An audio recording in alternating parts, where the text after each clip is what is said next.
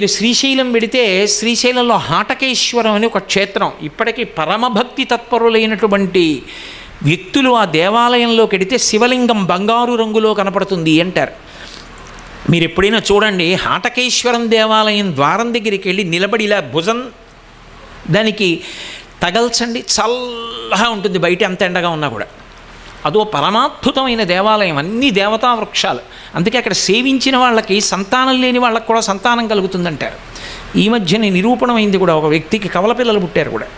కాబట్టి హాటకేశ్వరం అంత గొప్ప క్షేత్రం. అక్కడ బహుబిల్వ ఉంటుంది స్థలవృక్షంగా.